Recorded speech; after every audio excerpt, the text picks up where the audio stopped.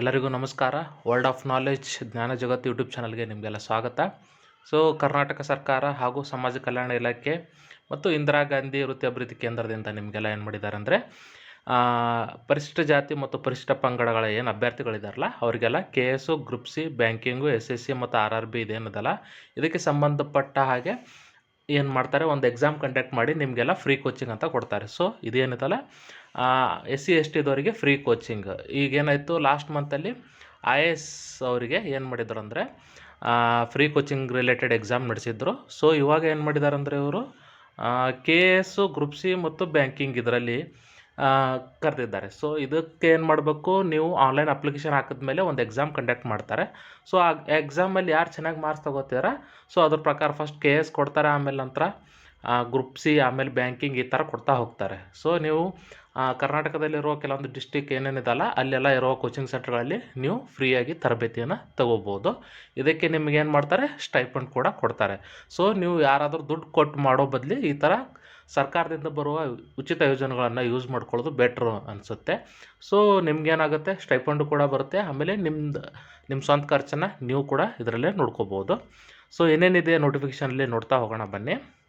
So ಇವನು ಏನು ಹೇಳಿದಾನೆ ವಿಷಯಕ್ಕೆ ಸಂಬಂಧಿಸಿದಂತೆ 2025ನೇ ಸಾಲಿನಲ್ಲಿ ಸಮಾಜ ಕಲ್ಯಾಣ ಇಲಾಖೆ ಯಾರು ಪರಿಶಿಷ್ಟ ಜಾತಿ ಮತ್ತು ಪರಿಶಿಷ್ಟ ಪಂಗಡ ಅಭ್ಯರ್ಥಿಗಳಿದ್ದಾರಲ್ಲ ಅವರಿಗೆ ತರಬೇತಿ ನೀಡಲು ಉದ್ದೇಶಿಸಿದ್ದಾರೆ. ಯಾವುದು? KS, group C, banking, SSC, RRB ಹಾಗೆ ನ್ಯಾಯಾಂಗ ಸೇವೆ. ಸೊ ಇದಕ್ಕೆಲ್ಲ ಏನು ಮಾಡ್ತಾರೆ, ಅವರು ಫ್ರೀ ಕೋಚಿಂಗ್ ಕೊಡೋ ಜೊತೆ ನಿಮಗೆ ಶಿಷ್ಯ ವೇತನ ಅಂದರೆ ನಿಮಗೆ ಸ್ಟೈಫಂಡ್ ಕೊಡ್ತಾರೆ. ಅದನ್ನು ಏನು ಮಾಡ್ತಾರೆ, ಡೈರೆಕ್ಟಾಗಿ ನಿಮ್ಮ ಅಕೌಂಟ್ಗೆ ಕೊಡ್ತಾರೆ.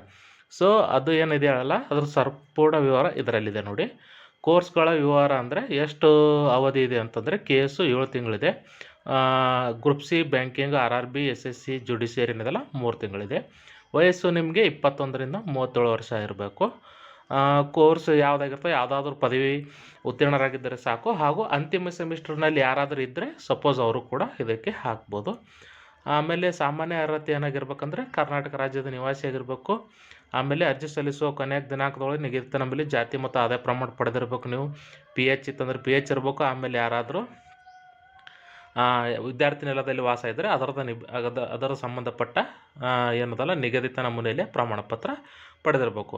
ಹಾಗೆ ವಾರ್ಷಿಕ ಆದಾಯ ಕೈದಾನೆ. ಸೊ ಅದಕ್ಕೆ ನೀವೆಲ್ಲ ಏನು ಮಾಡ್ಬೇಕಂದ್ರೆ ಇನ್ಕಮ್ ಸರ್ಟಿಫಿಕೇಟ್ ತೆಗೆಸ್ಕೋಬೇಕು. ಅದು ಎಷ್ಟಿರ್ಬೇಕಂದ್ರೆ 5 ಲಕ್ಷ ಒಳಗಡೆ ಇರಬೇಕು. ಆಯ್ಕೆ ವಿಧಾನ ಹೇಗೆ ಅಂದರೆ ಅಭ್ಯರ್ಥಿಗಳನ್ನು ಸಾಮಾನ್ಯ ಪ್ರವೇಶ ಪರೀಕ್ಷೆಯಲ್ಲಿ ಅಂಕಗಳ ಆಧಾರದ ಮೇಲೆ ಆಯ್ಕೆ ಮಾಡಲಾಗುತ್ತದೆ.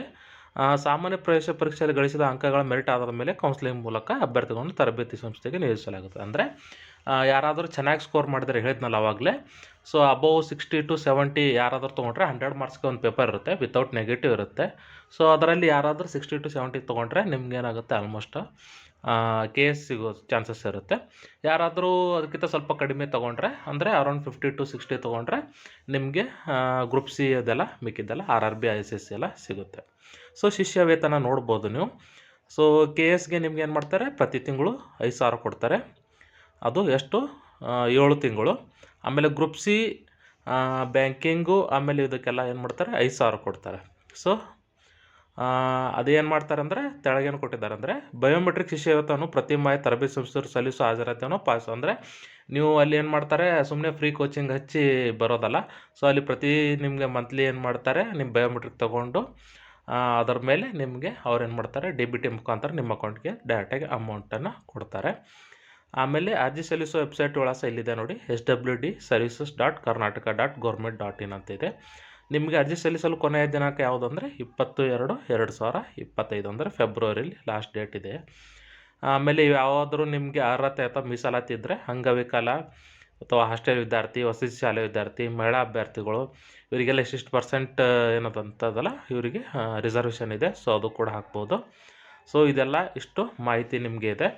ಇನ್ನೂ ಹೆಚ್ಚಿನ ಮಾಹಿತಿ ಬೇಕಾದಲ್ಲಿ ನನ್ನ ಚಾನಲಲ್ಲಿ ನೀವೇನಾದರೂ ಬೇಕಾದರೆ ಕಮೆಂಟ್ ಮಾಡಿ ಕೇಳ್ಬೋದು. ನಾನು ರಿಪ್ಲೈ ಮಾಡ್ತೀನಿ. ಆಲ್ಮೋಸ್ಟ್ ಅಲ್ಲಿ ಎಷ್ಟು ಜನಕ್ಕಾಗುತ್ತೋ ಅಷ್ಟು ಜನಕ್ಕೆ ರಿಪ್ಲೈ ಮಾಡ್ತೀನಿ. ಯಾರಿಗಾದ್ರೂ ಏನಾದ್ರು ಡೌಟ್ಸ್ ಇದ್ದರೆ ಕೇಳಿ. ಸೊ ಧನ್ಯವಾದ ಸ್ನೇಹಿತರೆ.